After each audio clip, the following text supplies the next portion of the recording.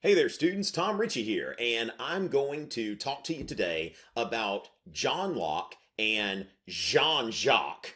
John Locke, Jean-Jacques. John Locke, and Jean-Jacques Rousseau, okay? We're going to go ahead and start off with a laugh because you learn when you laugh, right? So, John Locke versus Jean-Jacques. Now, I've already done a video comparing Hobbes and Locke, and now it's time to go to Locke versus Rousseau. Remember, our three social contract theorists are Thomas Hobbes, John Locke, and Jean-Jacques Rousseau. And I'll note sometimes when John Locke and Jean-Jacques agree on things that Hobbes would not agree with them on. So going from there, we are going to be pitting up the godfather, John Locke, whose theories really set the stage for the Enlightenment. A lot of times I kind of debate whether John Locke was technically part of the Enlightenment. Really, I call him in another video an influencer, because remember, John Locke is in the 17th century and he often uses scripture in order to defend his ideas, which of course that's not something you are as prone to find in 18th century Enlightenment philosophy, but certainly Locke is setting the stage, and Enlightenment philosophers in the 18th century are always, almost always, Rousseau is not one of them, but constantly, frequently quoting John Locke. So without John Locke, the Enlightenment doesn't happen the way that it did. So the Godfather versus the outlier. Okay, so I'm thinking about that scene on Forrest Gump where the principal's like, your son is different. And that's kind of like Rousseau. Now, speaking of principals and schools and all of that, let's give a quick shout out to Miss Regan's class in Jacksonville, Florida, because we've had some discussions here and there on Twitter about the nature of the social contract. And I think that this is very pertinent for 2020 and 2021, which seems like 2020 take two so far, when we're thinking about what is it that the government is able to do and not able to do. And a lot of those disagreements come from a disagreement about the social contract from either Locke's perspective or Rousseau's perspective. Now, we want to remember Rousseau is an outlier.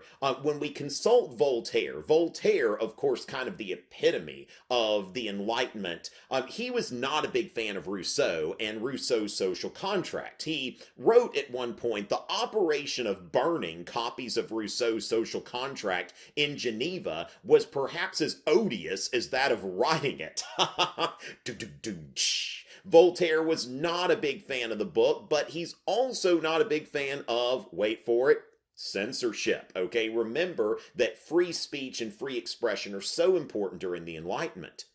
If the book was dangerous, Voltaire writes, it should have been refuted. To burn a book of argument is to say, we do not have enough wit to reply to it. So even though Rousseau has been widely read, if you're an American student, you're certainly not going to run into Rousseau in an entry-level U.S. government class, for example. You're going to be hearing about John Locke, whose ideas were much more influential in the shaping of our Declaration of Independence and our form of government, which includes our Constitution and Bill of Rights.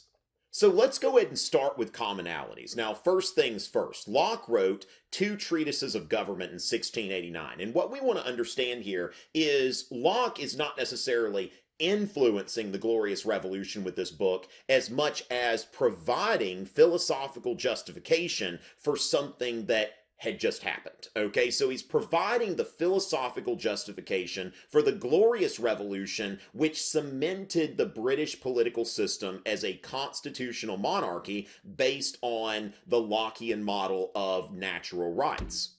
And then Rousseau wrote The Social Contract. So Rousseau literally wrote the book on the social contract, which actually that'd be italicized, not quoted, right? Because it is a book, not an article or a chapter. So I know the difference. Now, with that, we will go ahead and note that the social contract, published in 1762, influenced the French Revolution, and especially in its radical phase. Now, when we look at the Declaration of the Rights of Man and the Citizen, we can definitely see a lot of Locke a good bit of Rousseau. But it's really going to be during that radical phase that Rousseau's philosophy is going to take over and Locke's going to take a little vacation. And so from here, we want to note the influence of both of these philosophers. Now, as far as commonalities, first of all, the idea of divine right monarchy is illegitimate. Okay, so divine right monarchy gone. Hobbes would agree with them on that. Remember that Hobbes, his absolutism was based on the social contract. But Locke and Rousseau, they also agree with Hobbes that people were originally without government in a state of nature. So this is something that all three of these social contract theorists would agree on. Now, we go on to Locke and Rousseau, where they disagree with Hobbes, that human beings do not by nature want to destroy each other. Sometimes human beings do destroy each other, but it is not part of human nature if you ask Locke or Rousseau. Legitimate governments must be established by a social contract. A social contract presents advantages over the state of nature. Now again, all three of them would agree on these points. But then finally, the people do not give up sovereignty by entering into a social contract. Okay, so that's where Locke and Rousseau, they would disagree with Hobbes. Okay, we don't want to destroy each other, and when we enter the social contract, we don't give up sovereignty, that a certain measure of sovereignty stays with the people. Now on to the differences and nuances. Now, John Locke, his philosophy is based on tabula rasa. When we think about his philosophy of human nature, that we are literally a blank slate, just like a tablet with nothing written on it, a computer without an operating system, that there is nothing about human nature that is set, that we are shaped by our experiences. Remember that Locke was a very firm empiricist, believing that we learn through experience, we are shaped through experience. And of course, while modern psychology can point to some elements of human nature and certainly the human brain, our experiences have such an effect on how that brain works. And Rousseau, though, he believes that human beings have an inherent virtue, that there is a natural compassion that humans have for each other, that is at the base of the human condition, that human beings, while they harm each other, it wasn't that way in the state of nature. Rousseau sees humans in the state of nature as somewhat solitary, keeping to themselves, having no inherent desire to harm one another. One of the biggest differences between Locke and Rousseau is their definition of freedom, okay? And this is, I think, extremely important because when we define this word in two different ways, the rest of it makes sense. Now, this is where I had a hard time understanding the difference here. But when you look at Locke, freedom is to do as one wills and make choices. If I can make choices, I'm free. If I cannot make choices, then I'm unfree. Now, Rousseau's version of freedom is that it's a triumph of reason over instinct, okay? So it's not necessarily making choices that determines freedom, but I've been able to rise above my instinct. Now, when we think about that, when you follow people who have had weight loss journeys, people like, Ghoul's Journey and other people like that they'll show you their journey on Instagram and how they redefine their relationship with food. Now, I might be thinking like John Locke, if I want to sit down with some Haagen-Dazs, not a sponsor, but maybe one day, but if I want to sit down with some Haagen-Dazs, I'm making that choice, I'm free. Now, Rousseau would say, well, instinct says that you want to eat things that are high in sugar and fat and salt, and these things aren't necessarily good for you, so freedom is to be free from that desire to do things that are within your realm of instinct. So, kind of an interesting way of looking at freedom. Personally, I think I'm a bit more attached to Locke's when it comes to political theory, but at the same time, Rousseau's definition of freedom is compelling, and it's not without merit. It's just different than the version that we're used to in the Anglo-American political tradition.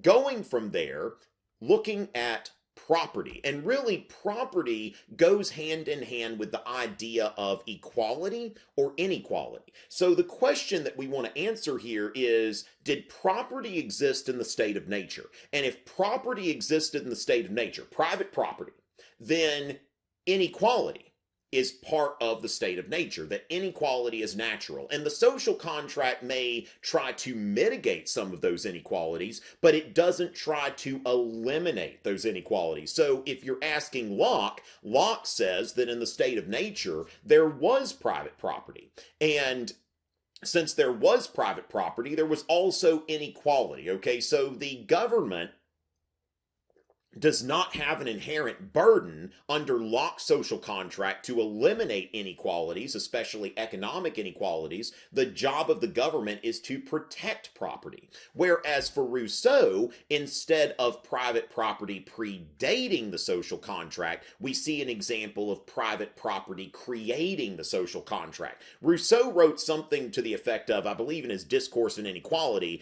that private property, the origins of private property were when somebody found a piece of land and said, "This is mine," and found people who were stupid enough to believe him. And that's where Rousseau says that, look, private property did not exist in the state of nature.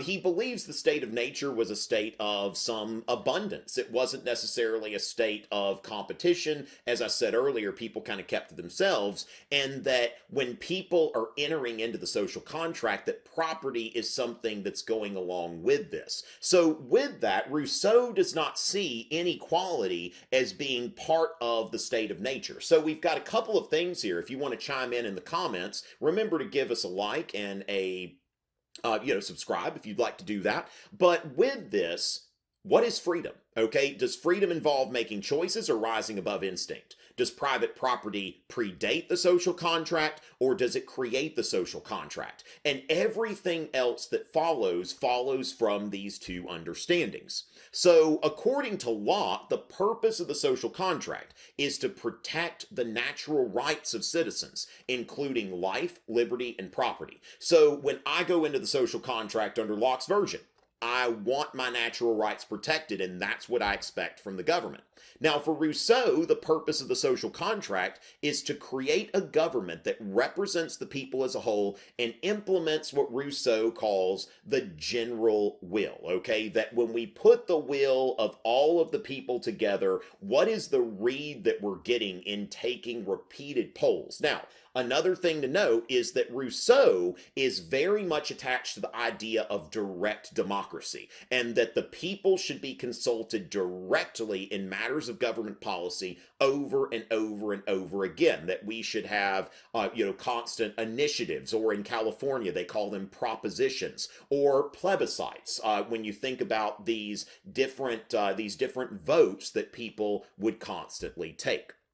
So, in terms of legitimate government, Locke would say that a government is legitimate if it follows a specific contract that was ratified by an agent of the people. So, the social contract is about keeping the contract, that there are rules, okay? This is not nom, this is bowling. There are rules. So as far as that goes, that government needs to act according to the rules. No matter what, even if the rules are unpopular, the rules have been made, and there is a set process for changing those rules. Whereas Rousseau would say that a government is legitimate if it generally enacts what is popular with the will of most people. And so if you look at this, for example, I am recording this video in the midst of the coronavirus pandemic, which hopefully is over by the time that some of y'all are watching this video. I think that we can understand the different viewpoints that people have in terms of the role of government, and how much does a pandemic give the government extra power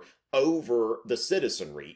Does the government have the same burden to maintain natural rights, or can the government, if it's supported by the majority of the people, make amendments to these rights? So when you think about the Reign of Terror during the French Revolution, it wasn't that there was an idea to have a permanent terror. It was an idea that, okay, we have an emergency situation and we're going to have to kind of call a timeout on the Declaration of the Rights of Man and the Citizen and all of that. that. So that goes back to Rousseau's philosophy. And of course, we find out when this philosophy is applied that at the end of the day, people aren't really that nice to each other naturally, are they? We kind of have to learn kindness. That's why your parents sat you in front of Sesame Street and all of that kind of stuff. R.I.P. Mr. Rogers and, all of the great people who taught me to be kind when I was growing up, right? Because it doesn't necessarily come naturally.